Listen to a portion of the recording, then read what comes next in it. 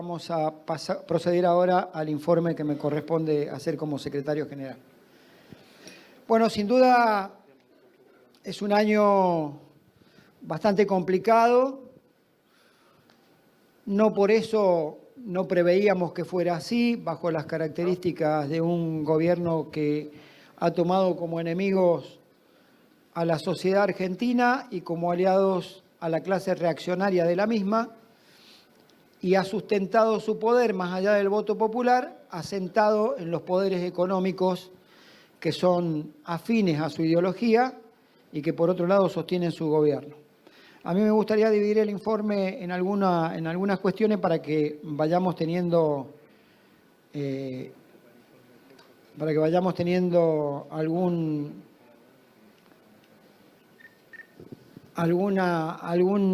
parámetro de cómo nos está yendo a los argentinos y particularmente al sistema financiero.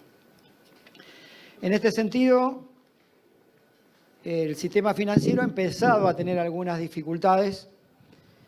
Cuando nosotros vemos después de 20 años, el sector financiero en este primer trimestre, por primera vez después de 20 años, dio resultados negativos por 217 millones de pesos. Esto claramente va a empezar a tener consecuencias en la economía y claramente va a empezar a tener consecuencias en un futuro. Después de 5 años, lo que ha cambiado en el sistema es la forma de abordar el negocio, digamos. Y así se pasó de un negocio financiero estrictamente vinculado a la imposición de títulos que le generaba rentabilidad, escasa mano de obra y niveles de incobrabilidad cero, a tener que cumplir la función de banco, la mayoría de los bancos. Entonces se pasó en el 2024 de 116 billones de pesos que se le prestaba al sector público a 38 billones en el 2024. Esto tiene un cambio sustancial en la dinámica del sistema. Y obviamente de 116 a 65 billones. Y en el sector privado, que operaba por 38 billones, creció a 79, 80 billones aproximadamente. Es decir que lo que se generaba por rentabilidad por los títulos públicos, ahora hay que generarlo por préstamos a los sectores privados, ¿no? Y se produce algo que da cuenta de lo que está pasando en la sociedad argentina. Uno cuando mira el crédito, ¿en qué crece? En los préstamos personales y en las tarjetas de crédito por sobre los créditos que se le presta a las empresas. Esto demuestra dos cuestiones: que la reactivación económica no aparece, que las tasas son altas para las empresas y que las familias se empezaron a endeudar para pagar el supermercado, para pagar la comida. Esto es el diagnóstico de lo que uno puede significar cuando mire ese crecimiento del crédito en el sistema financiero. Ha habido una caída muy abrupta de lo que sería el ROE, que es la rentabilidad sobre el patrimonio neto de los bancos, que nosotros tenemos atado parte de un adicional, que es la participación en las ganancias, a este indicador. Este indicador pasó a tener de 49 puntos aproximadamente en el 2024, cayó al 13,7 en el 2025 en el primer trimestre. Esto demuestra una caída de la rentabilidad de los bancos que está asociada a lo que decía recién, que en el primer trimestre hubo una pérdida en el sistema de 217 mil millones de pesos. Hay un dato que tiene que ver con algo que salió en los medios, enseguida voy a hablar un poquito más sobre eso cuando hable del Banco Nación, y es que en ese primer trimestre la banca pública tuvo una rentabilidad negativa del 4% y la banca privada fue neutro, tuvo 0%, es decir, no tuvo rentabilidad. Son números que se empiezan a corregir a partir de mayo también, no es una cuestión de que se haya estancado y siga hacia abajo, pero es importante tener presente este dato. Enseguida, cuando hable del Banco Nación, lo voy a decir por qué también. Hay un reparto del valor agregado que se llama en materia económica o contable. El valor agregado es entre lo que sale el producto y entre lo que lo vendo, para hacerlo más gráfico, más grotesco. Y a lo mejor cuando uno mira la división de este valor agregado, cómo se reparte, quizás se entienda un poco más por qué nos atacan como organización sindical, por qué no somos tan queridos ni por el Estado ni por el capital. Y es porque cuando uno hace esa división del valor agregado, es decir, lo que quedó, cómo se reparte entre lo que vale el producto y lo que lo vendo, cuál es la renta o lo que quedó, el 38% de eso va al sector del trabajo. El 31% se lo queda el capital y el 31% va al Estado. Quiere decir que en la ecuación, la acción sindical hace que de la distribución de la utilidad quede en manos del trabajo, producto de una representación sindical eficiente, quede más que lo que le queda al dueño del capital y quede más que lo que cobra el Estado de impuestos. Ahí quizá empezamos a encontrar nosotros las razones de por qué muchas veces los niveles de confrontación o los niveles de ataque cada vez que nosotros firmamos un acuerdo salarial son de la magnitud que son, ¿no? Pero también tiene su correlato con lo que nosotros hacemos. Nosotros no vamos a discutir simplemente un aumento salarial, sino que lo hacemos sobre la base sólida de saber cómo funciona el sistema y cómo funcionamos nosotros. Yo siempre doy una cuenta que seguimos nosotros a través de nuestros economistas que hacen este trabajo, que es el grupo MATE, que lidera Sergio Arelovich, de cuántas cuentas se administraba un trabajador bancario y cómo por la incidencia de la productividad y diversos factores del negocio, cuántas cuentas vamos administrando con posterioridad. Ya no me voy tan lejos como en otros años, que siempre tomaba la referencia del 2002. Simplemente tomo la del 2015 para decir que los bancarios administrábamos 671 cuentas entre cuentas de depósito y cuentas de crédito, y hoy administramos 1.657 cuentas a diciembre del 2024. Quiere decir que nuestra productividad creció, es decir, y creció casi 3 veces. Y a su vez, quiere decir que y si tomo la referencia entre el 2023 y 2024 también volvimos a crecer, es decir, no solo del 2015 al 2024. Si tomara solamente un año, 2023 al 2024, la productividad creció de 1.272 cuentas que administrábamos a 1.657. Quiere decir que en un año nosotros crecimos 12% en la productividad por cada trabajador bancario en el sistema. También comentarles que cuando discutimos es porque generamos riqueza en los bancos. Cada trabajador bancario, volviendo a la ecuación de esto del valor agregado, cada trabajador bancario generó 35 millones de pesos en el primer trimestre del 2025 de valor agregado. Cada trabajador bancario le generó 35 millones de pesos de valor agregado al sistema financiero. Y hay una cuenta que la empezamos a hacer a partir de ahora que a mí me parece muy importante porque demuestra 2 vectores de crecimiento en la productividad. Y es que tomamos referencia cuánto tenía de costo para la empresa que nos contrata en un banco la administración de una cuenta. Y hace una década atrás el costo era de 11.031 pesos. Esto es lo que costaba una cuenta en términos de a la empresa, tener el empleado, la luz, el gas, el agua, etcétera, etcétera. ¿Cuánto sale mantener una cuenta en el transcurso del año? 11.031. Y en la actualidad es 4.392 pesos. Quiere decir que nosotros tenemos crecimiento de productividad en materia de crecimiento de cuentas administradas y tenemos baja de costo para la empresa en materia de cuánto le costaba y cuánto le cuesta en la actualidad tener una cuenta. Es decir, que no solo se creció en volumen, sino que también se creció en disminución de costo, lo que genera mayor rentabilidad por volumen y por disminución de costo. También comentarles, a raíz de todo este tema de las billeteras virtuales y las nuevas formas, que en la Argentina existen 182 proveedores de servicio de pago. De esos 182, una sola empresa, que es Mercado Pago, representa el 83% del negocio financiero de lo que está por fuera de las formas tradicionales de banco. El 83%, es decir, con que se haga banco, lo demás es un problema menor en el sistema. Y a su vez,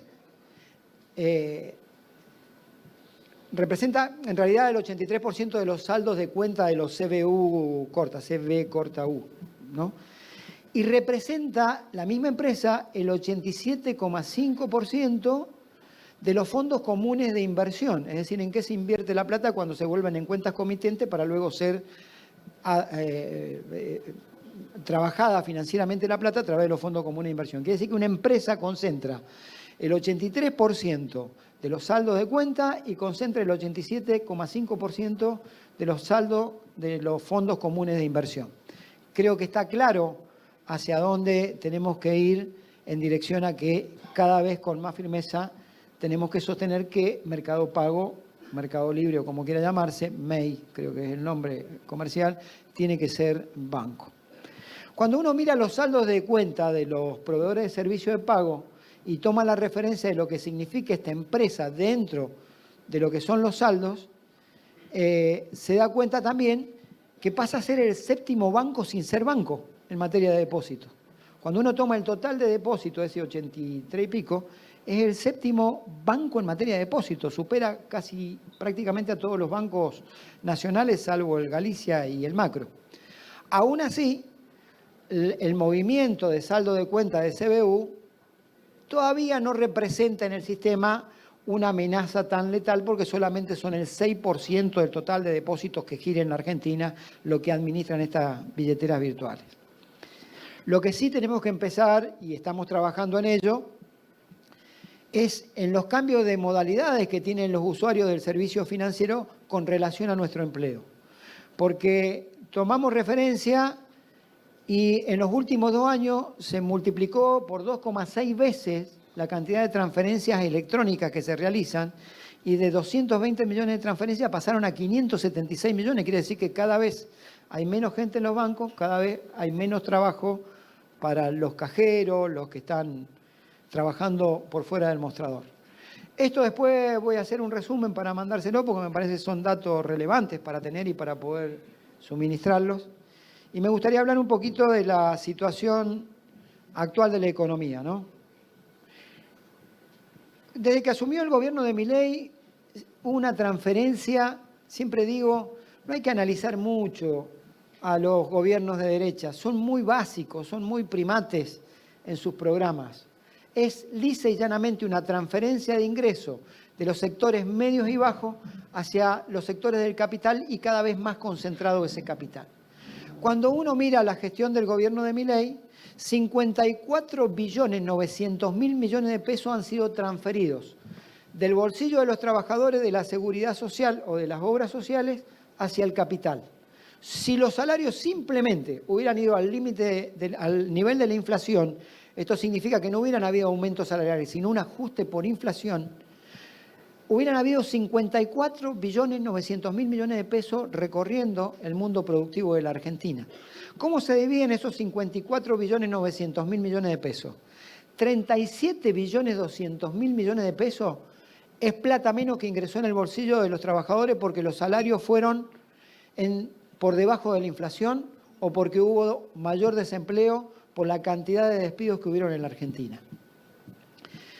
13.200.000 millones es la plata que no cobró la Seguridad Social producto de esa diferencia entre inflación y salarios. Miren, el proyecto que nosotros somos firmantes con Carlos y que presentó Unión por la Patria, luego se agregaron otros bloques más, respecto a la actualización del bono de los jubilados y respecto a la actualización porcentual del 7,2%, representaba, según la Oficina de Presupuesto del Congreso de la Nación, algo así como 6 billones de pesos, un poquito menos. Quiere decir que si los salarios hubieran venido al ritmo inflacionario, hubiera habido plata en la seguridad social para pagar el doble de lo que estamos proponiendo nosotros. Así de sencilla es la cuenta. De esos 54 billones, 3.700.000 millones son los que no ingresaron en las obras sociales y vamos a tener un capítulo ahí. Yo les pido a los secretarios generales, particularmente sean o no congresales, que participen de la Comisión de Obras Sociales, porque esto empezó a generar serios problemas en el sistema de salud solidario de obras sociales. No solo por el impacto de la suba de precios, que con relación a la suba de ingresos es totalmente disímil, sino que también esta falta de recaudación que ingresa tiene impacto y va a tener impacto en las prestaciones médicas que tenemos que brindar. 3.700.000 millones son de obras sociales que no ingresaron y 900.000 millones de pesos son dinero que no ingresaron de las cuotas sindicales en las organizaciones sindicales. Si yo tradujera esta pérdida en qué perdió cada uno, tomando promedios, de los cuales la excepción somos los bancarios, que hemos venido no perdiendo con relación a la inflación por los acuerdos salariales que hacemos, ya que los mismos van en línea y en sintonía con la inflación. Pero un trabajador privado, producto de la diferencia entre lo que fue la inflación y lo que fue el promedio de acuerdos salariales, ha perdido desde que asumió Milei a la fecha 2.116.000 pesos aproximadamente. Más de un salario promedio, diría 2 salarios promedio en la Argentina. Un trabajador público peor, porque es donde más ha pegado el ajuste. Ha perdido 6.502.000 pesos un trabajador público. Esto es tomando la referencia de lo que les decía recién, cuál es la diferencia entre inflación, desde que asumió Milei, y crecimiento de salario. Un jubilado promedio, no de la mínima, un jubilado promedio tuvo una pérdida de 3.392.000 pesos. Con la miseria que son las jubilaciones, le escamotearon 2 meses de jubilaciones promedio a un jubilado promedio. Y un jubilado de la mínima, porque tiene el bono, perdió 2.372.000. Aquí encontramos para quién gobierna Milei claramente en estos números.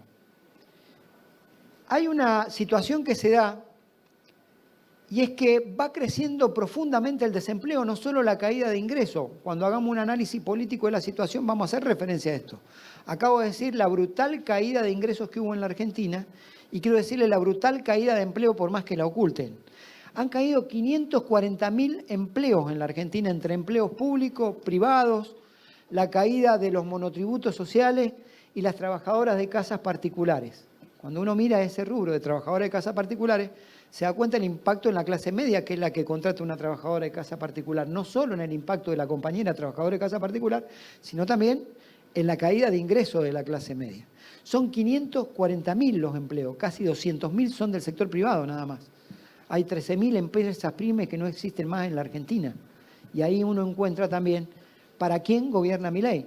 No para los trabajadores, tampoco para las pymes, sino para los grandes grupos concentrados o los grandes importadores en la Argentina por la apertura económica.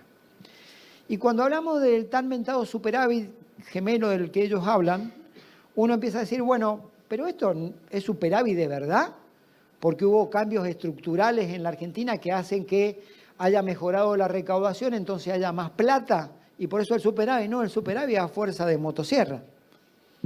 Uno mira, encabeza la caída del gasto público, la obra pública, en 15.100.000 millones de pesos, lo que significa que no hay un efecto dinamizador de la economía, y además la obra pública va a tener como consecuencia esa falta de inversión, problemas de infraestructura, ya lo tienen los caminos. Es terrible andar por las rutas argentinas. Acaban de empezar a haber accidentes producto de que no hay obra pública en el sector vial de la Argentina. Va a haber problemas en el agua, en los tendidos eléctricos, va a haber problemas de infraestructura en todos lados, 15.100.000. El segundo rubro, ahí pegadito en los talones, los jubilados. Es el segundo rubro, 13.100.000 millones de pesos, es el superávit, comillas, que han generado producto de ir en detrimento de las jubilaciones argentinas y de los sectores más pobres de la Argentina o de los más necesitados. Los programas sociales le siguen con 8.500.000 millones, si bien la tarjeta alimentar tuvo un incremento en un principio que estuvo cerca de la inflación, pero el resto de los programas los eliminaron, le quitaron la comida a la gente que más necesita. Y esta es una verdad cruel de un gobierno cruel. Los subsidios a la energía, que era el salario diferido de los trabajadores. Cuando vos tenés un subsidio de la energía, no significa simplemente que vos le garantizás una tasa de rentabilidad a la empresa prestataria del servicio público en manos privadas. Significa que el que paga menos es precisamente el que tiene que pagar ese servicio público, y el grueso de ese servicio público lo pagamos los laburantes, con trabajo o sin trabajo, lo paga la sociedad. Si hubo 5.500.000 millones en subsidio de energía, yo lo agregaría a esa transferencia que decía recién de los 59 billones que salieron del bolsillo del trabajador, porque esto también salió del bolsillo del trabajador. Dejamos de tener un subsidio que podíamos tenerlo para tener más alimento, más esparcimiento, quizá algún pequeño ahorro, y pasó a tenerlo el capital. El que dejó de aportarlo es el Estado. Y luego tenés los salarios estatales, que acabo de decir la gravedad de lo que ha significado el ajuste. Son 5.300.000 que han logrado de un supuesto superávit a costa del salario de los trabajadores estatales. Y por último, las transferencias a las provincias, entre las que se incluyen lo que fue el Fondo de Incentivo Docente, lo que fue el Fondo del Transporte, para que también los gobernadores de la Argentina dejen de ser acompañadores seriales de políticas de ajuste, porque al fin de cuentas ni siquiera le terminan dando la plata a los gobernadores que le tendrían que dar. Acabo de dar un número que es categórico: 4.100.000 millones que antes se le transferían en el gobierno anterior a las provincias dejaron de transferirse. Y los maestros dejaron de percibir en muchos lugares el incentivo docente, y en otros los gobernadores hicieron un esfuerzo supremo para seguir pagándolo, y muchos dejaron de recibir lo que era el fondo para transportes. Ahora quisiera empezar ya con el informe propiamente dicho de nuestra organización. Nosotros, gracias a la gran tarea que hace Pablo y Vicky, Carlos y Patricia en finanzas y en administración, hemos logrado tener un aumento en el patrimonio neto de nuestra organización. Mientras todo le va mal, nosotros hemos crecido en nuestro patrimonio neto en un 3,54. El total de nuestros activos creció un 13,12 y disminuimos el pasivo. Una cuestión en B que hicimos. Disminuye el pasivo y crece el activo. El pasivo total nuestro disminuyó 1,12. Hoy el pasivo de la asociación bancaria, nosotros hemos pasado, los que tenemos algunos años, sabemos que pagábamos la luz, a veces juntábamos plata entre los dirigentes de la seccional para pagar la luz, y a veces nos la cortaban porque no llegábamos a pagarla. Bueno, ¿por qué? Porque teníamos un nivel de endeudamiento que superaba el nivel de los activos. Hoy el nivel de pasivo de la asociación bancaria es el 8,69% de su activo. Es decir, cualquier problema lo podríamos resolver tranquilamente. Esto significa que hemos tenido una muy sana y buena administración, no solo sustentado en las áreas que acabo de nombrar, sino también en la gerencia general, en contabilidad, en los sectores de pago y en todos los trabajadores de la casa que ayudan permanentemente a que nosotros podamos tener estos números que son bastante importantes. Sí quiero darle un número para que empecemos a trabajar en la posibilidad, porque nos tenemos que anticipar a los problemas, y todos saben que detrás de la cuota solidaria están yendo permanentemente con proyectos, no solo la Libertad Avanza, el radicalismo, el PRO, como que nos odian que las organizaciones sindicales tengan recursos para que los afiliados tengan beneficios. Bueno, Tetaz y Loredo, grandes autores de proyectos, Vidal, mamita, los nenitos. Racini, creo que una cordobesa también que anda en eso, y puedo seguir nombrando. La cuota sindical representa el 62% de nuestros ingresos y el 28% de la cuota solidaria. Esto significaría, por un lado, el orgullo de que nosotros hemos crecido como sindicato. Cuando nos tocó asumir en el marco una crisis total, nosotros no teníamos estos recursos. Si tenemos el 62% de la cuota solidaria, significa que tenemos más de 70.000 afiliados sobre 93.000 bancarios. Y esto es un mérito de cada dirigente de la organización. Pero tenemos que trabajar ante la posibilidad de que algún día les prospere el proyecto de quitarnos la cuota solidaria. Entonces debemos hacer los ahorros suficientes como para poder empezar a vivir sin la cuota solidaria, a pesar que la sigamos percibiendo, porque no estamos exentos de que esto pueda significar un golpe para la organización, no solo la bancaria, sino para las demás. Ya para adentrarnos en lo que serían los informes políticos, quisiera hablar un poquito de la banca pública, y es quizá la más afectada por el gobierno de Milei.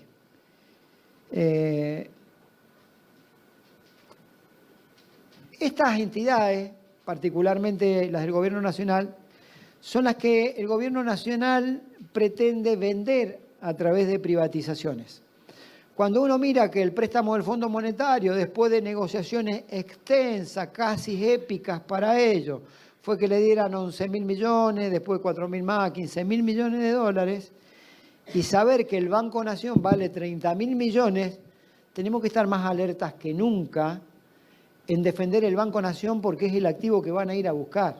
Ese es el activo que van a ir a buscar para tratar de terminar el mandato con recursos y con dólares. Si todo el megapréstamo del Fondo Monetario fue 15.000 millones de dólares, de los cuales son para pagarle los intereses a ellos, imagínense que la Caja de verdad pasa por vender el Banco Nación. Entonces tenemos que estar muy atentos a los intentos privatistas que tengan. Y el ataque ha venido por distintos puntos. Por el decreto 70 primero, que nos puso como empresa privatizable al Banco Nación, al Vice, a las empresas de los grupos. Luego vino con proyectos legislativos,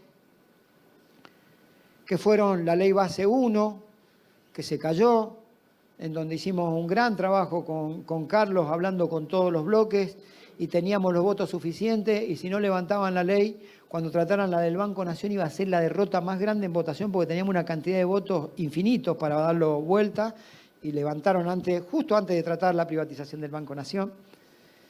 Después fue con la Ley Bases 2, que hasta minutos antes, en esa gran marcha que hicimos al Congreso Nacional, para entregar el 1.000.000 de firmas, que aprovecho para agradecerle a todas las compañeras y compañeros militantes de la organización, que en el lapso de un mes juntaron 1.000.000 de firmas.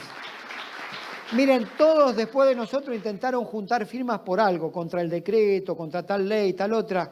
Nadie pudo llegar, por más que fueran organizaciones mucho más grandes que la nuestra, a juntar 1.000.000 de firmas. Se lo hicimos fue porque hubo un gran trabajo militante, que debo reconocer que tuvo mucha incidencia compañeras y compañeros que no eran del Banco Nación en la juntada de firmas, porque en muchos casos, en algunos casos, estaban más afín con la no privatización del banco compañeros de otros bancos que los propios compañeros del banco.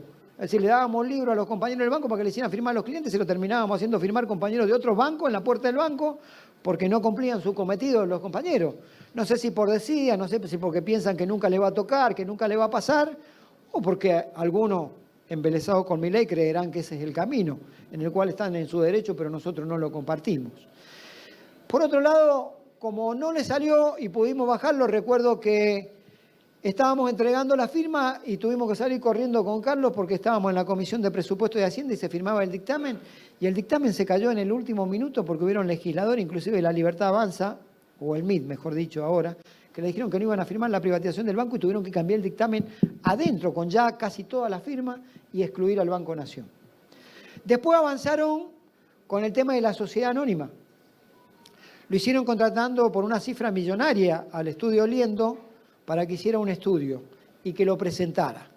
Según ellos, la ley base en el artículo 3, en la delegación de funciones, establece la posibilidad que el Estado tenga funciones delegadas por el Congreso para fusionar, liquidar, refuncionalizar o cambiar la forma jurídica de todos los organismos del Estado, sean empresas o no.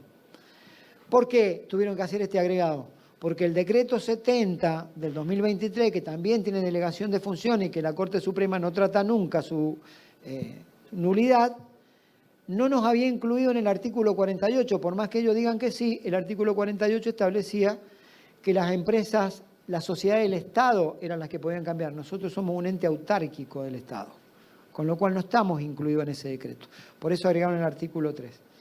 Bueno, esto yo quiero aprovechar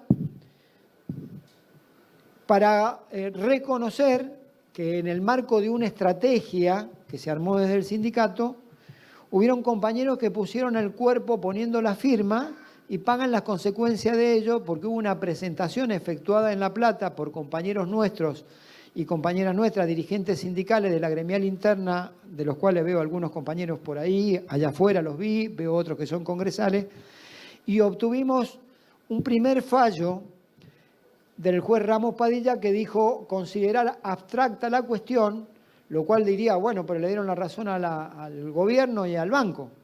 No, lo consideró abstracto porque complementariamente dijo que solo a través de una ley se podía cambiar la forma jurídica del banco o iniciar su proceso de privatización.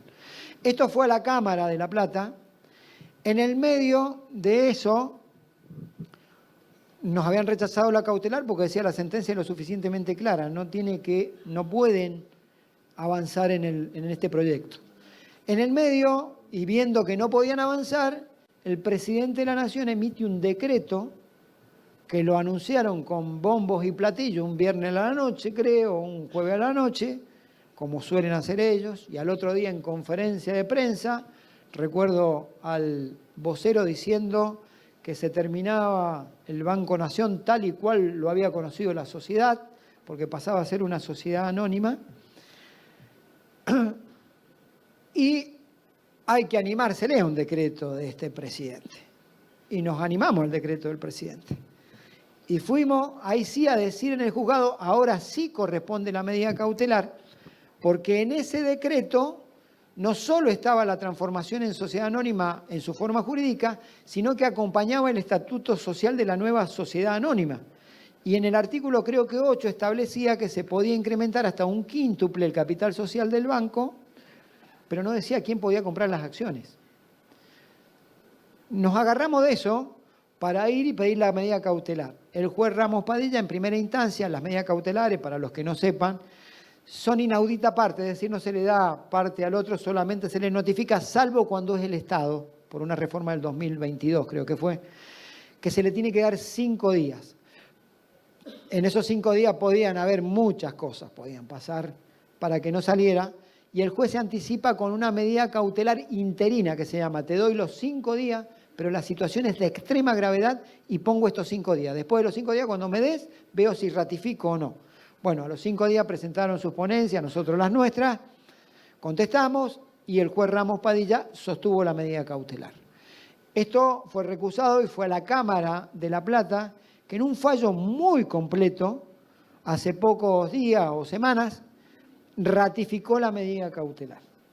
Con lo cual, yo quiero agradecerle a los compañeros que fueron parte de esa estrategia de la seccional La Plata, y no solamente parte, sino también agradecerles que, producto de esos juicios que han iniciado esos compañeros, hoy tienen inclusive vedada la posibilidad de pedir préstamo en el banco por el reglamento interno del banco. Entonces les pido no solo el reconocimiento y el agradecimiento, sino un fuerte aplauso a esos compañeros y compañeras de la seccional La Plata. Como no han podido avanzar en la privatización porque hemos obstruido, fíjense que las grandes derrotas de Milei nos encuentran a nosotros parados siempre en el lugar indicado. ¿Cuál de las empresas se le cayó? El Banco Nación de la ley y no lo pudieron sacar. ¿Cuál de los decretos le bajaron? El del Banco Nación en sociedad anónima. Quiere decir que somos enemigos u objetivos a tener en cuenta por este gobierno, creo, y debemos cuidarnos más que nunca. Las dos grandes derrotas que tiene se las propina una organización sindical como la bancaria, que es no haberle permitido pasar la privatización en el Congreso y no permitirle en la justicia que pase la sociedad anónima hasta ahora. Pero ellos siguen intentando y lo hacen tratando de vaciar al banco de contenido y de negocios. Por eso se dedican a otro tipo de negocios que no es lo que dice la carta original del banco, que es la asistencia a la producción, al crecimiento y buscar el pleno empleo. Y se dedican a colocar obligaciones negociables que luego terminan cuestionados el presidente por hacerlo a través de un broker que es su hijo, y ahora esa obligación negociable no puede ser pagada, con lo cual también tiene una denuncia penal por ese tema, ya que esto es, si vas como banco y pedís a un broker, que es tu hijo, que compre una obligación negociable o que participe de una obligación negociable emitida por una empresa y esa empresa después no te la paga, bueno, habrá que empezar a analizar si era correcto el negocio o no, más allá de la cuestión ética que si tiene que ser tu hijo o no ser tu hijo el que la haga. Lo hacen también cuando sí pasó dentro de la ley base que pueden participar de la toma de depósitos judiciales el resto de la banca. Está bien, no es una cifra significativa, pero es una forma de empezar a vaciar de negocios al banco que le eran muy rentables. Después, no sé qué le pasó a las cámaras.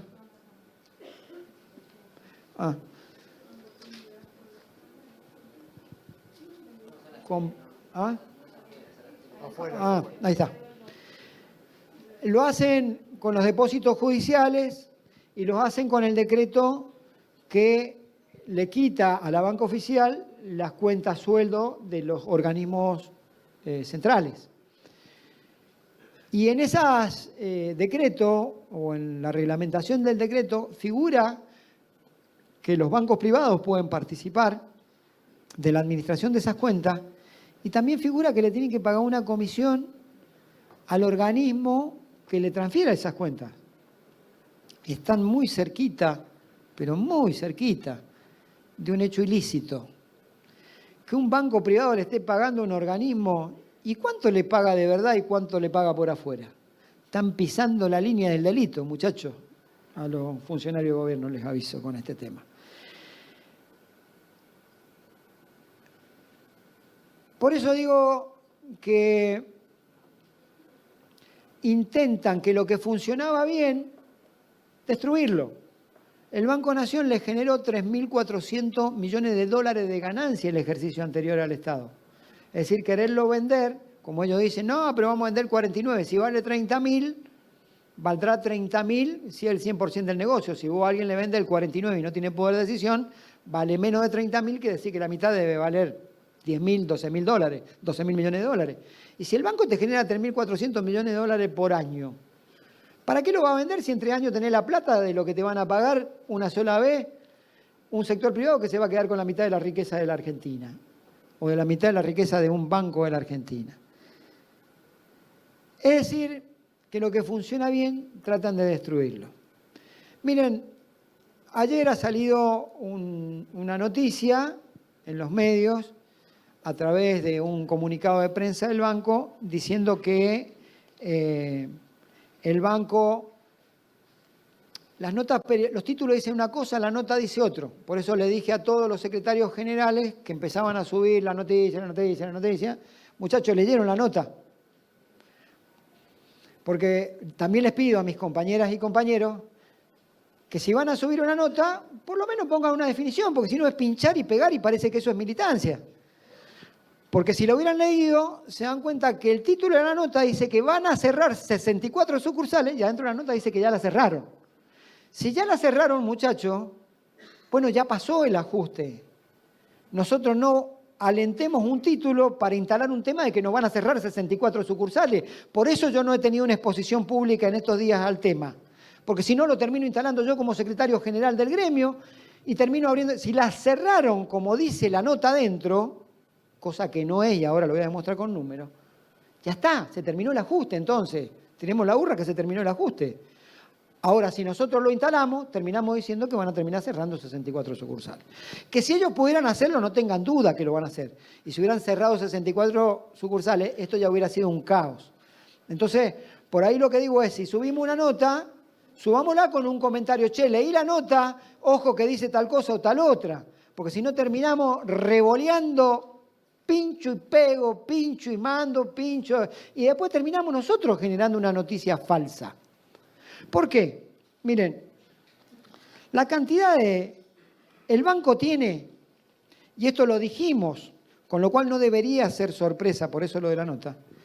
Cuando el banco elabora su programa de gestión de gobierno 2023-2027, dice que al 30 de junio debían estar cerradas 89 puntos de atención del banco. 30 de junio es el lunes, no creo que hayan cerrado tanto. Y que debían haber, creo que 2.700 empleados menos en el banco. Con lo cual, uno presumía que la motosierra que le planteó Milei a todos los funcionarios de gobierno, 30% menos de personal y cierren todos los organismos que puedan. Bueno, acá esto no ha pasado. Hubo un retiro voluntario, sí, que es una especie de prejubilación, que debo reconocerle que no hubo un apriete directo, vos te vas, sino... No, el primer retiro muchos decidieron irse, lo hablaba el otro día con Fernando, lo que pasaba en Bahía Blanca, que algunos funcionarios decían... Le daban el 80 y le garantizaban el neto, que era el 80, que es el neto, y si uno le sacaba la cuenta de ganancia, creo que me dijiste, terminaba cobrando más que lo que estaba cobrando en la actualidad. Entonces, y aparte se lo garantizaban hasta el momento de jubilarse, cambie o no cambie la ley de jubilación. Ahí se fueron unos 500, 600 compañeros y después se han ido unos 500, 600 más, un número 1.100 en total, que les ofrecieron el 70 ya sin el tema hasta...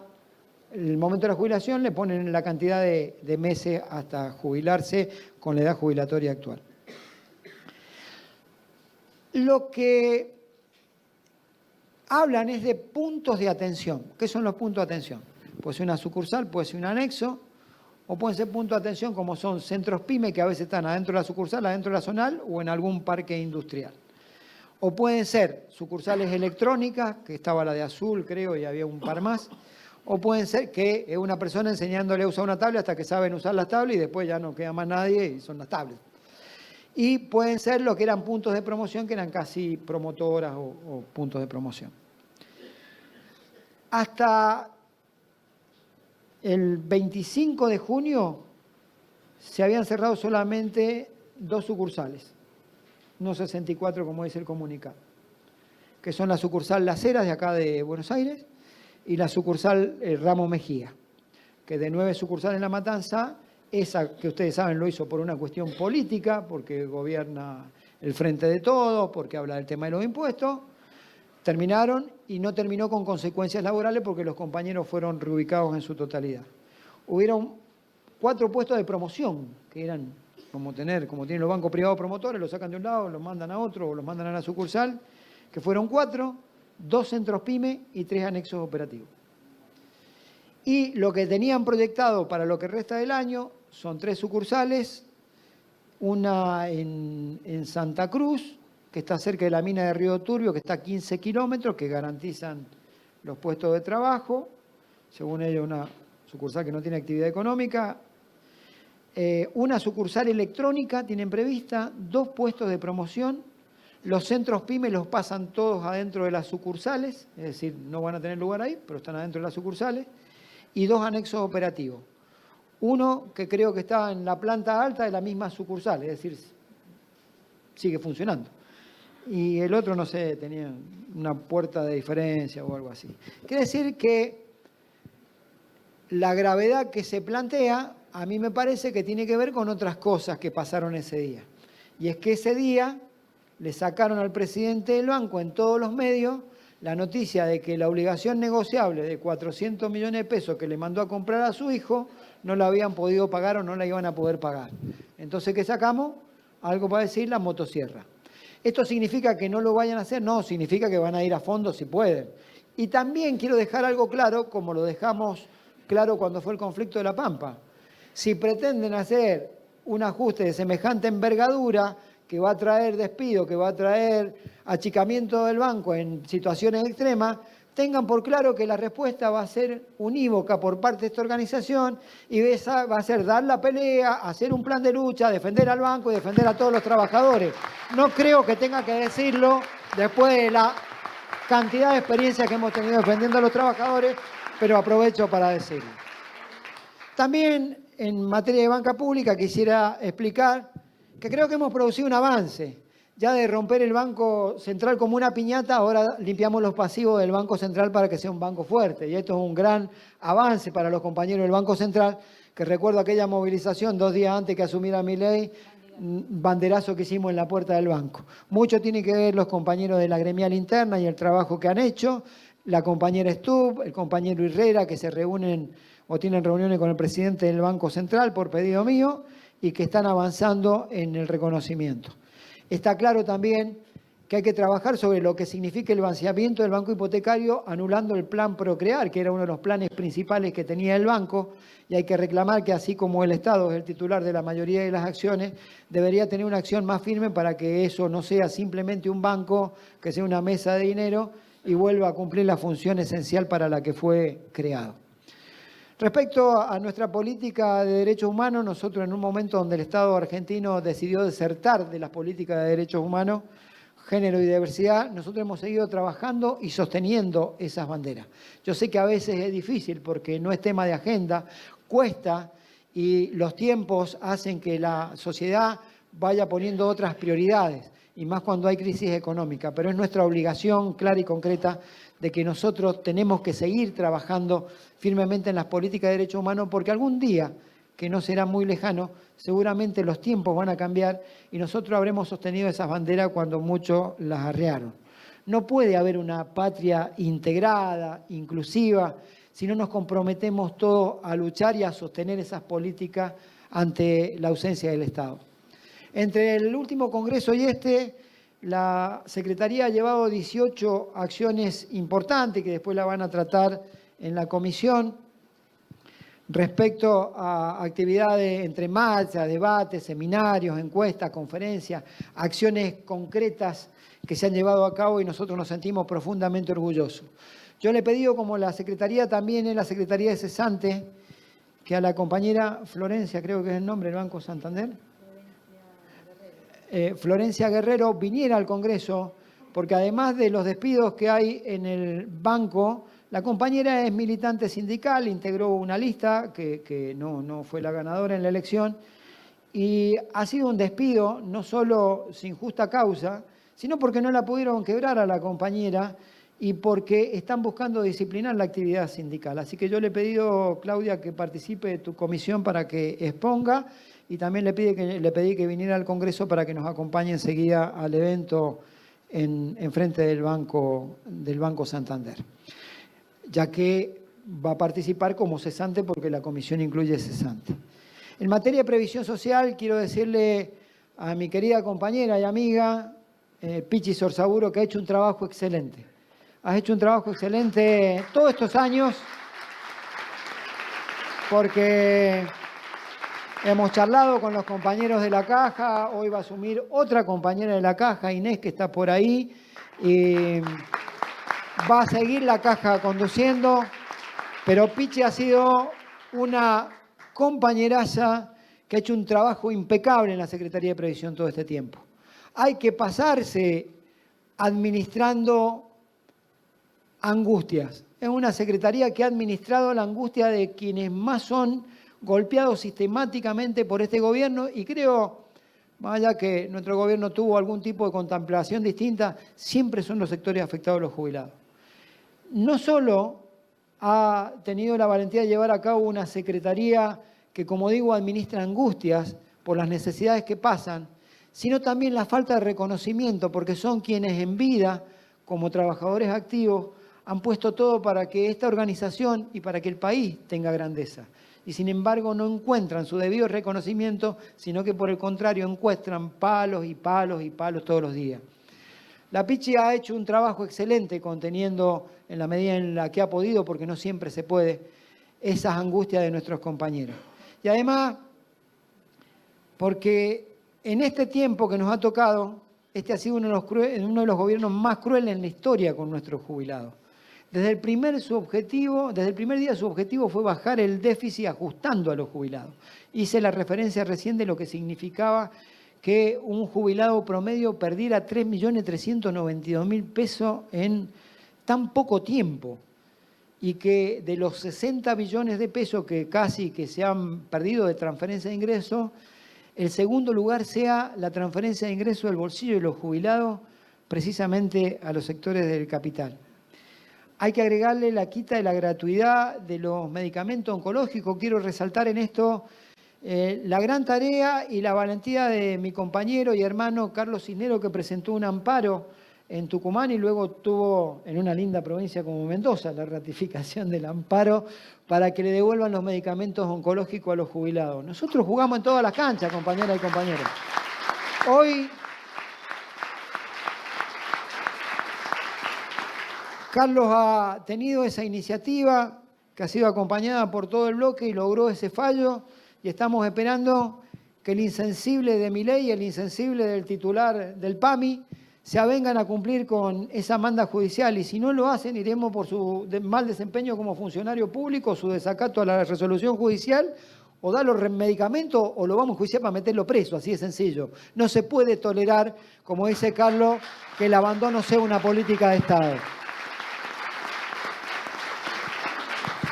Y esa crueldad recrudece cada miércoles cuando golpean a nuestros abuelos, cuando golpean a nuestros compañeros, no abuelos, nuestros compañeros y compañeras jubiladas, que son trabajadores que han pasado un estado de pasividad producto de la edad y de las leyes, pero son trabajadores. Y esa crueldad se ve todos los miércoles con la represión brutal que ejercen sobre ellos.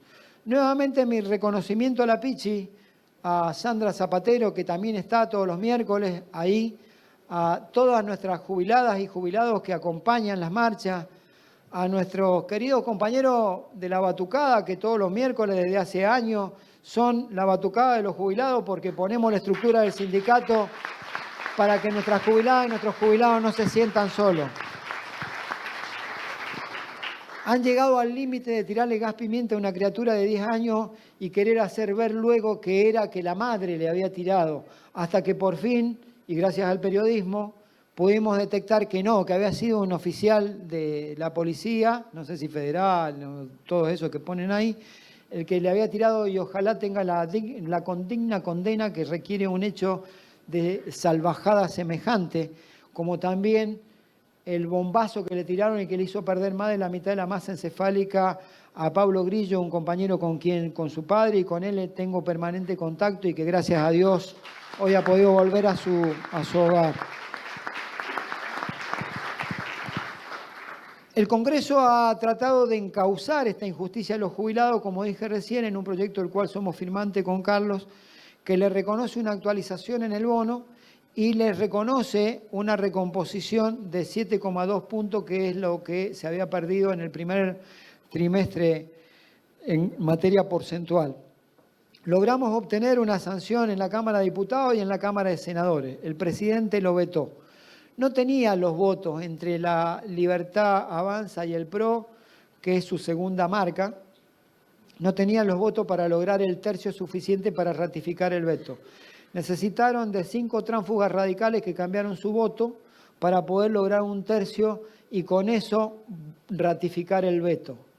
Hay que tenerlo muy presente a esto, porque después andan como si nada. Yo veía a la candidata del PRO acá en Capital hablar de los jubilados y fue la que apoyó el veto. No solo no nos acompañó cuando sancionamos la ley, después apoyó el veto. Pero después hablan como si nada. Parece ser que no hay inventario anterior del cual ellos tengan que hacerse cargo. Hagámosle hacer cargo cada uno de nosotros a cada uno de los que hoy son parte de que los jubilados cobren esa miseria y no puedan tener su justa recomposición. Hemos insistido nuevamente y acabamos de sancionar, ahora lo va a tratar el Senado, con ese aumento del 7,2 y una actualización del bono a 110.000 pesos. Bueno, en la banca privada también hemos tenido situaciones de situaciones que van de la mano del ajuste y lo hacen con la excusa de asumir o lo hacen con la excusa de que la utilización de dispositivos electrónicos, de las nuevas formas, hacen que haya necesidad de cierre de sucursales. Pero yo les di 2 números contundentes, y es el crecimiento de la productividad y la baja de costos. Quiere decir que tranquilamente, si tienen alguna necesidad de reestructurar, eso les ha sido le ha favorecido, digamos, la situación de mejora de la rentabilidad. Y eso no tiene, como dicen los neoliberales, un derrame hacia abajo. Eso, por el contrario, permiten seguir acrecentando la rentabilidad, produciendo los cierres y produciendo despidos en la banca privada. Esa mutación del sistema financiero les ha mejorado a ellos la productividad gracias a la mutación y gracias al esfuerzo de los trabajadores. En la banca privada ha habido cierres sucursales y también ha habido procesos de fusión que hasta ahora estamos llevando más o menos encauzados, que son el proceso de fusión del HSBC con el Banco Galicia, que creo que a partir de este lunes ya definitivamente ni siquiera es Galicia más, ya es Galicia, y ya quedó unificado, hubo un proceso de retiros ahí, en donde también reconocemos que no hubo ese apriete fenomenal que había antes, te vas, sino que hubo gente que quería irse, como ha pasado en el Banco Itaú y el Banco Macro, que hemos podido empezar a finalizar ese proceso de fusión y ya están constituidos como un solo banco. Ya ha tenido un proceso donde no ha habido consecuencias de despidos sin causa ni una tanda de telegramas que hicieran que nuestra organización tuviera que tener otro tipo de intervención. Además, seguimos con las discusiones de incumplimiento de la normativa del convenio que tratan de eludir por todos los medios casi siempre. En materia de obra social, ya para ir terminando el informe, desde la asunción del gobierno de Milei y tras su brutal devaluación, sumado a la liberación de precios que hubo, ha provocado un desfasaje que es preocupante en nuestra obra social. Yo daba números macros recién. Nuestros recursos, quiero decirle que se nutren de la siguiente forma. Uno, los aportes y las contribuciones que hacen los trabajadores y las empresas bancarias. Otro, los aportes y contribuciones que hacen trabajadores y empresas de trabajadores que piden su traspaso a nuestra obra social. Otro de ingreso por cápitas de PAMI, de afiliados que fueron bancarios o pensionados bancarios. Otro, el ingreso por monotributista y trabajadora de casa de familia. Y el otro nivel de ingreso que tenemos es por adherentes que se han quedado sin obra social, han sido bancarios alguna vez y todavía quedan algunos adherentes. No todos tienen el mismo ritmo de crecimiento en los ingresos. ¿Por qué? Porque las cápitas de PAMI a nosotros no nos ingresa lo que le ingresa a un jubilado que aún deteriorado su ingreso, como explicaba recién, el ingreso de un bancario podría ser un ingreso importante para nuestra obra social. Bueno, no lo es porque nos pagan una cápita de algo más de 30.000 pesos y un plan de salud no nos cuesta menos de 70, 80.000 pesos. Ahí está Tobalina, está Aruani, está Cansesco, Maino, que nos pueden decir después en la comisión cuánto sale un plan de salud. Quiere decir que no nos alcanza a cubrir ni siquiera la mitad o menos de la mitad, ni el 30% de lo que nos sale un plan de salud normalito, normalito, sin que haya cosas que suelen aparecer cuando uno tiene edad, que tiene que ver con medicamentos que son carísimos. Como son ingresos muy variados, no tuvieron ese ritmo de la inflación. Nosotros hemos sufrido una pérdida, inclusive de un día para el otro, de 25.000 afiliados, que por un decreto eso que saca Sturzenegger, nos sacaron 25.000 afiliados, más de la mitad del padrón, nos sacaron de un día para el otro. ¿Por qué? ¿Qué sostenían? Que eran traspaso de obras sociales y que era como un pasamano. Lo que no entienden es que eso lo hicieron obras sociales que no tenían afiliados. Nosotros tenemos afiliados y tenemos prestaciones y tenemos efectores propios. Y lo que nosotros hacemos es contratar un servicio de salud de la prepaga, de la cual la prepaga brinda gran parte y otra parte la brindamos nosotros como obra social. Esto nos tuvieron 2 meses prácticamente que nos quitaron los aportes. Es un agujero fenomenal en los recursos de la obra social. Que no los pudimos recuperar, sí logramos recuperar los afiliados por presentaciones que hizo nuestro Consejo de Administración con nuestros abogados y algunas gestiones políticas que reconozco se hicieron en conjunto con la CGT y gracias a la intervención de la CGT a nosotros nos terminaron devolviendo los afiliados que nos habían quitado, pero nos quedamos con 2 meses de que la recaudación más importante, porque tiene algún tipo de ajuste por los ajustes salariales, nos quedamos sin los recursos. Quiere decir que hay 2 meses que tenemos adentro que nos generan un déficit y un agujero fenomenal. Si tomamos como referencia los últimos meses, los costos subieron 300% y el nivel de los últimos meses, estoy hablando del gobierno de Milei, y los ingresos subieron un 200%. Quiere decir que nosotros hemos perdido 1/3 de los ingresos con relación a los costos que tenemos. Esto vuelve a tener un impacto fuertísimo y esto nos va a obligar a trabajar en 3 direcciones. Una es una fuerte reducción que tenemos que tener del gasto.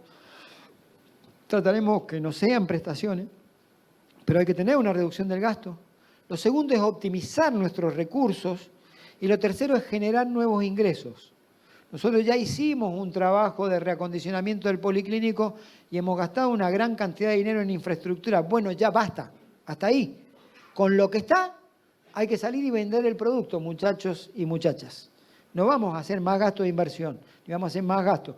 Que lo que signifique sea aprovechar la capacidad que hemos logrado construir para poder generar ingresos. Yo les pediría que trabajen en ese sentido en la comisión y les pido a los secretarios generales y a los que quieran hacer aportes que vayan a esa comisión, porque también tenemos situaciones que se nos dan en las delegaciones que han quedado en el interior. A veces tenemos trabajadores de la obra social que no tienen afiliado de la obra social y seguimos teniendo una delegación, un trabajador que termina siendo secretario del secretario general o de los compañeros y termina repartiendo volantes como si fuera un militante gremial. Bueno, tenemos que ver esas cosas. Tenemos que verla, para eso están los directores que hemos puesto en la obra social que pueden explicar que si tenemos un sistema de autorización por internet, de auditoría, de autorización de las prestaciones médicas y tenemos un gasto que nos está ocasionando una estructura que no tiene sentido de ser que funcione, habrá que discutir si esa estructura tiene que seguir funcionando o no funcionando. Yo prefiero asumir todos los costos políticos que haya que asumir, pero preservar la obra social y no perderla y no caer en lo que ya nos pasó en otra oportunidad. Así que les pido que participen de esa comisión y hagan todos los aportes que tengan que hacer. En materia de banca provincial, municipal, nosotros tenemos ahí un trabajo realizado, hemos defendido siempre y lo vamos a seguir haciendo a la banca pública, a la banca municipal, a la banca cooperativa como instrumento de ayuda en el crecimiento y desarrollo económico y en el desarrollo del empleo. En ese rango hay que distinguir con nitidez aquellos bancos que solo tienen participación del Estado con aquella banca pública que es agente financiero de los estados provinciales, porque tienen características distintas de funcionamiento. Si bien aquellos bancos que son privados y cumplen la función de agente financiero están obligados por sus contratos con las provincias a tener una presencia determinada, buscan rentabilidad y esa rentabilidad la tratan de buscar muchas veces a través del ajuste de los trabajadores o de los derechos de los trabajadores.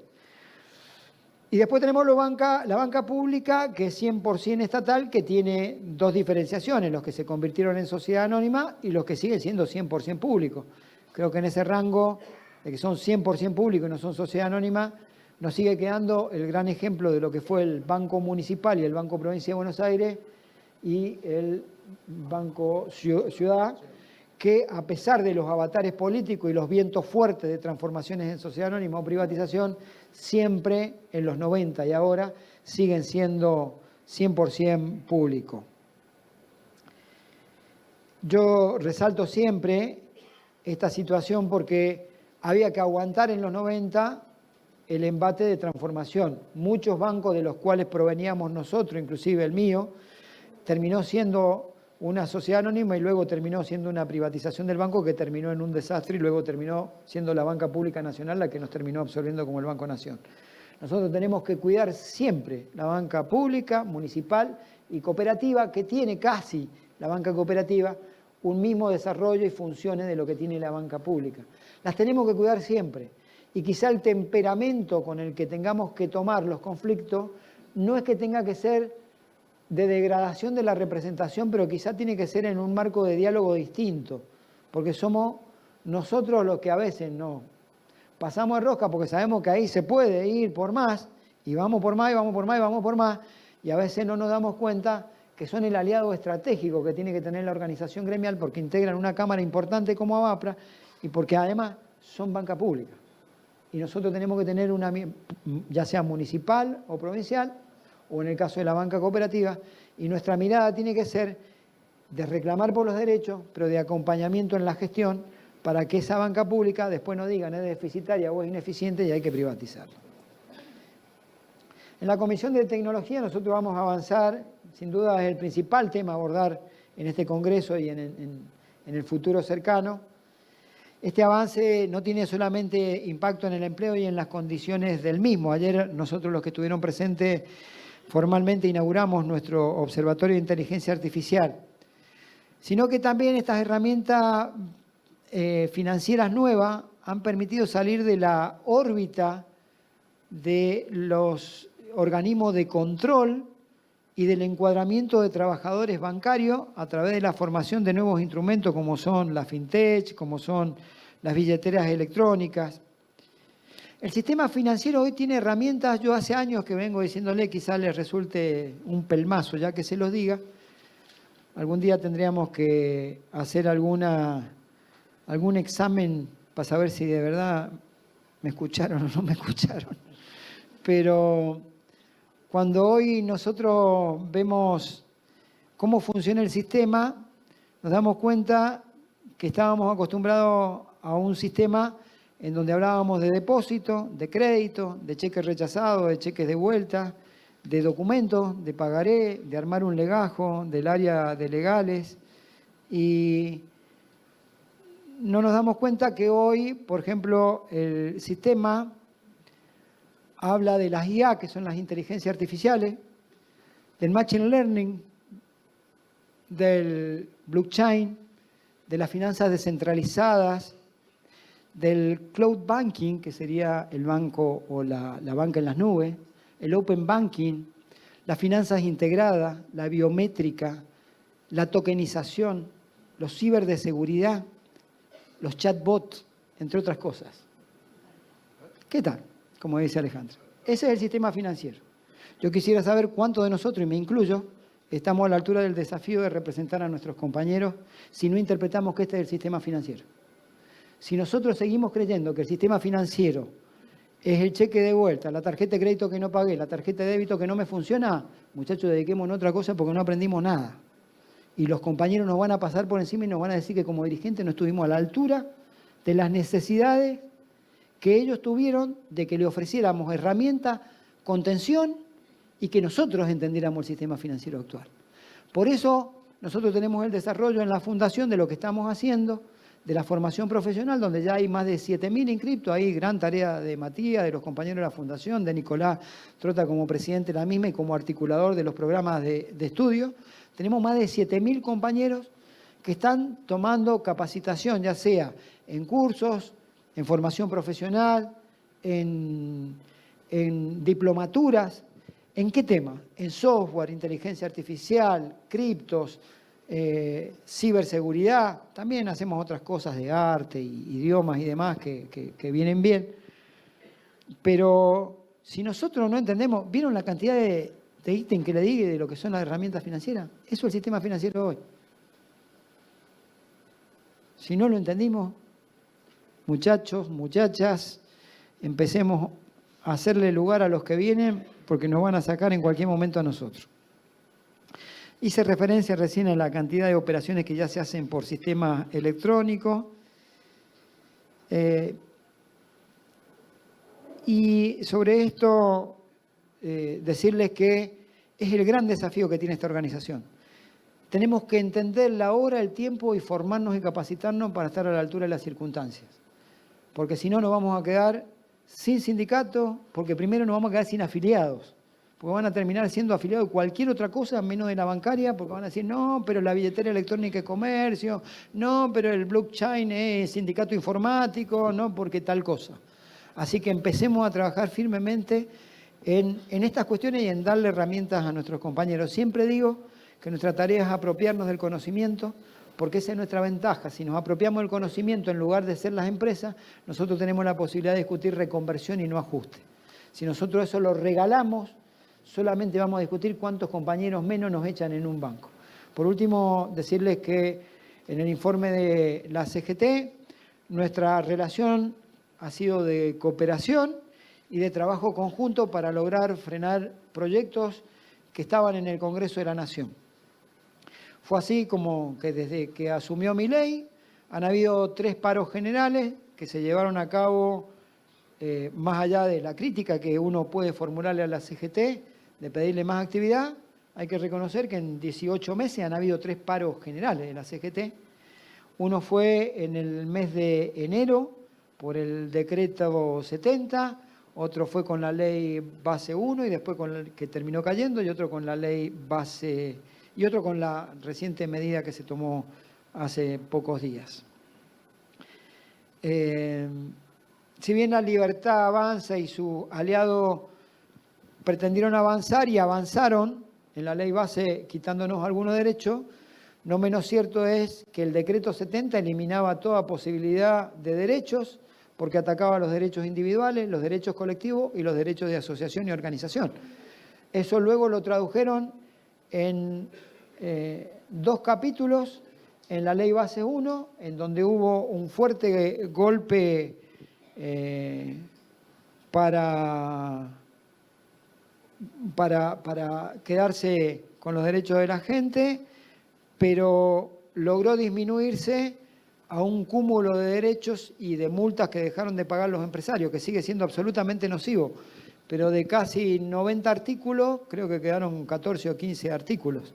Y luego vino el embate final de Di Loredo Tetaz contra las organizaciones sindicales, que hasta ahora, en el marco de acuerdos políticos que hacemos y que deben ser entendidos por todos, quizás yo quisiera pelearme con alguno de los que me alío, porque no me gustan algunas actitudes, pero entiendo que tengo que priorizar un bien mayor, que es precisamente la organización y los trabajadores.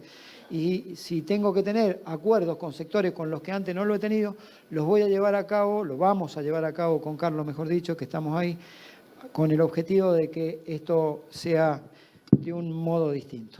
Esto es en términos generales y en UNI, bueno, hemos seguido manteniendo cargos por un acuerdo político que había. Le tocaba este año la presidencia de UNI Finanzas a la gente de Brasil, la está ejerciendo, yo ejerzo la vicepresidencia y también tengo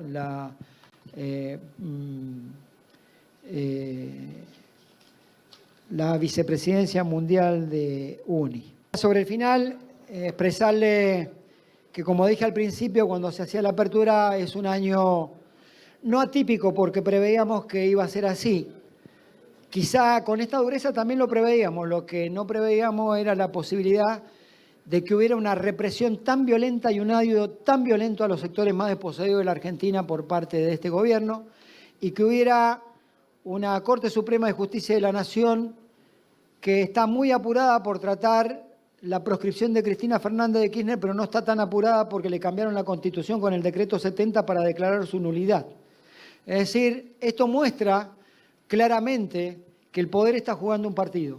Y ese partido es consolidar un espacio político que tiene un pensamiento de derecha asociado a la clase reaccionaria, pudiente y oligárquica de la Argentina y que ha venido a tomar por asalto no solo la riqueza de la nación para quedarse y expoliarla a través de procesos de privatizaciones o a través de procesos de extracción de los recursos naturales de nuestro país, sino que también ha venido a mellar en el espíritu, en el ánimo, en la autoestima y sobre todo no a cambiar una lucha cultural como ellos dicen. Han venido a cambiar el paradigma de que la historia de la Argentina construida a base de movimientos populares como fue el irigoyenismo, como fue el peronismo, tiene que terminar en la Argentina porque lo único válido es la Constitución de 1853 del albertismo, donde existía casi todavía la esclavitud y donde no habían derechos, no había propiedad del Estado que no fuera la propiedad privada de la oligarquía argentina. Este es el gobierno que nos ha tocado. Yo creo, y quiero dedicar un párrafo muy especial a lo que fue la sentencia de la Corte. Miren, ayer cuando hablé respecto al libro, a la presentación del libro de los muertos de la Plaza de Mayo, que fueron dos en el 17 de octubre del 45, que cuando vinieron a apoyar en ese momento coronel Perón, que fueron 6 en 1953, con un acto de la CGT, que también vino a apoyar al general Perón, que fueron casi 300 compañeros, compañeras, ciudadanos, que fueron bombardeados en la Plaza de Mayo en 1855 y más de 1.200 heridos. Yo ayer hacía una referencia, decía, para mí no son muertos, son asesinados. Porque si hay un ataque brutal y cobarde de las Fuerzas Armadas Argentinas, es el bombardeo en la plaza. Porque eligieron objetivos civiles, que no solo era la Casa Rosada y sus alrededores, sino que sabían que iban a estar civiles porque era el momento en donde se había convocado a un desfile militar para revalidar la bandera argentina que había sido izada para subir la bandera del Vaticano días anteriores. Y había sido convocado a un desfile para honrar esa bandera argentina. Quiere decir que iban a haber ciudadanos y ciudadanas de a pie en esa marcha y junto con el exterminio que se pretendió en los 70, con la desaparición de 30.000 compañeros, son las dos cuestiones más cobardes de las que tendrá que arrepentirse toda la vida el ejército argentino. Bueno, fíjense que siempre pasaron contra gobiernos nacionales y populares. Después del bombardeo del 55 vino una noche tremendamente oscura en la Argentina que fue la proscripción del peronismo, en donde ser peronista, para aquellos que lo eran, estaba prohibido, en donde no se podía mencionar ni a Eva ni a Perón, en donde no se podían poner emblemas, insignia, escudo, estandarte, ni manifestarse en favor de uno de los partidos políticos que había cambiado la ecuación de la sociedad argentina. Sin embargo, el pueblo argentino siempre tuvo fortaleza, coraje, valentía y supo dar el do de pecho fuerte para gritar: aquí estamos presentes y estamos luchando. Por eso la Argentina se construyó con derechos a partir de la lucha de su pueblo y a partir de líderes nacionales y populares que honraron a ese pueblo y a esa lucha que quería ese pueblo. Por eso este presidente no viene a dar una batalla cultural, sino a terminar con el paradigma de que luchando se puede construir una sociedad distinta a la que él quiere, que es la sociedad alberdiana de 1853. Miren, el fallo de la Corte vuelve de vuelta sobre una líder del peronismo que busca su proscripción. Cualquiera que haya leído la causa sabe que hay un principio jurídico y constitucional que nadie puede ser juzgado dos veces por el mismo hecho. La denuncia que se hace sobre la obra pública se hace ante el juez Ercolini, se declara incompetente porque dice los hechos fueron en Santa Cruz, se la juzga en Santa Cruz y se la sobresee definitivamente. Tema terminado, sin embargo asume Macri e Iguacel, director de Vialidad, hoy beneficiario con una empresa que creó hace un mes atrás de los pozos petroleros que le dieron, vaya a saber en pago de qué, ¿no? Porque una empresa que lleva un mes le dieron los pozos petroleros de YPF y ahora tiene pingües ganancia y negocio el hombre. Bueno, vuelve a presentarse ante el juez Ercolini, quien dijo que era incompetente y producto del cual ya había un fallo definitivo sobre la situación. Y Ercolini dice, no, ahora soy competente, voy a estudiarlo. Y empieza ahí un derrotero de persecución política. La obra pública por la que es juzgada, no solo Cristina, sino un grupo de funcionarios, compañeras, compañeros, todo el movimiento nacional, más allá de los empresarios, es obra pública que fue aprobada por el Congreso de la Nación. Cuando una obra pública va a ser hecha por el Gobierno Nacional, indefectiblemente tiene que pasar por el Congreso de la Nación. Nosotros que estamos en el Congreso con Carlos sabemos cuál es el procedimiento. Primero se elabora en las distintas áreas de Estado que tienen que hacer un estudio de factibilidad financiera, económica, de medio ambiente. Eso pasa luego por un proceso de negociación con los gobernadores de cada provincia, propios, extraños, oficialistas y opositores. De ahí pasa al Congreso, donde a nosotros los legisladores se nos ocurre empezar a incorporar cosas. Quiero una ruta más, una calle más, una plaza más, y le seguimos agregando cosas. Quiere decir que pasa por distintas comisiones. Plenario de comisión de finanzas, de un montón de cuestiones, de justicia, de presupuesto y hacienda. Esas comisiones votan. No están todos los partidos representados porque tienen representación de acuerdo al sistema DON, de acuerdo a la cantidad de representantes que tienen en el Parlamento. Pero el resto de los partidos que no ha participado, participa luego que hay dictamen en mayoría, en minoría, dictamen de rechazo. Pueden haber distintos tipos de dictámenes. De eso pasa al recinto, en el recinto se vota y ahí participan inclusive los otros partidos que tienen poquitos legisladores y que no tienen representación en esas comisiones. Todo eso pasó y fue aprobado por el Congreso de la Nación, inclusive con el voto de opositores. Fíjense que el presidente del bloque del PRO actual, Cristian Ritondo, fue uno de los que votó todas esas obras. Entonces, si van a meter preso a alguien, metan preso a todos los legisladores que votaron a favor, no a una persona. Proscriban a todos y condénenlo a que no pueden cumplir funciones públicas. Porque entonces todos eran parte de una gran asociación ilícita nacional, casi intergaláctica, le diría, que todos se pusieron de acuerdo para robar plata. Esto escondía un solo objetivo. Imagínense otro escenario, lo he dicho en los medios. Este presidente 2 veces ingresó el presupuesto, tiene 2 años de gobierno, debería tener 2 presupuestos. Lo ingresó. Como no tenía los votos, no solo que no se lo... Porque una cosa hubiera sido, se lo rechazamos y tiene que gobernar por decreto. No, lo retiró y gobernó por decreto. Este año hizo lo mismo, pero hicieron una cosa ahí espantosa, Esper haciendo una conferencia de prensa, ingresó el presupuesto, lo llevaban como si fuera un bebé recién nacido que lo llevaban a la nursería, ahí lo mostraban, pero duró 5 días o 7 días. Dijeron, no están las condiciones de edad, no lo vamos a tratar, otro año más por decreto.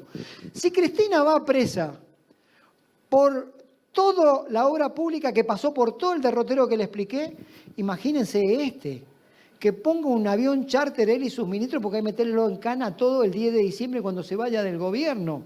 Porque eso sí es haber hecho un uso discrecional de los fondos del Estado sin autorización del Parlamento. Y porque además nadie lo controla, porque la Auditoría General de la Nación de 7 miembros está funcionando con uno solo, que es Olmos. Todos los demás se le terminó el mandato y no hay acuerdo en el Parlamento para que asuman otro.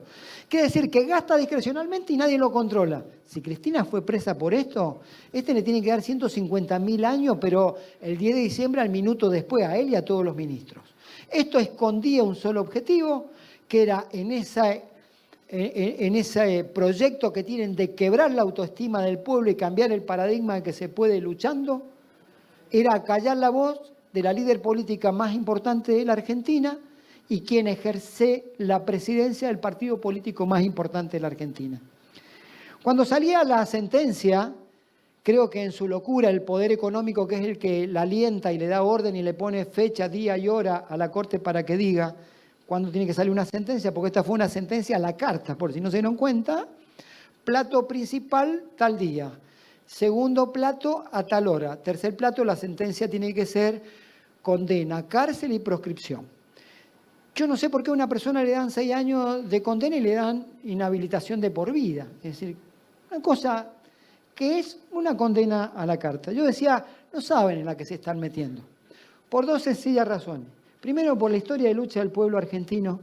Y segundo, por la historia de la mayoría de mis compañeras y compañeros que provienen del peronismo, y que son muchos, y es que siempre han defendido los liderazgos y cierran fila detrás de sus líderes, y más cuando se los quieren meter preso. Y me hizo acordar a una definición que dio August Spice, creo que era el nombre, que fue uno de los mártires de Chicago, que cuando es condenado a muerte, él termina diciendo, la voz que quieren sofocar será más poderosa en el futuro que cuanta palabra pudiera decir yo hoy ahora. Creo que construyeron, a partir de su sentencia, la reconstrucción de la mística del peronismo detrás del liderazgo para que cambie la realidad argentina. Lamentablemente tenemos una compañera presa que le dio mucho a los trabajadores y es un deber de honor de cada uno de nosotros estar al lado de ella diciendo con claridad, primero, que es inocente, segunda, Cristina libre y tercero, no a la proscripción de Cristina.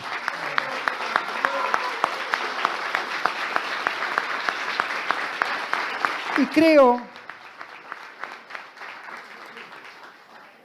que como elemento y como bandera, más allá de las históricas que tiene el movimiento obrero, el movimiento nacional y popular en sus distintos orígenes ideológicos, nosotros tenemos que tener hoy, más alta que nunca, la bandera de la representación de los sectores más golpeados por este modelo.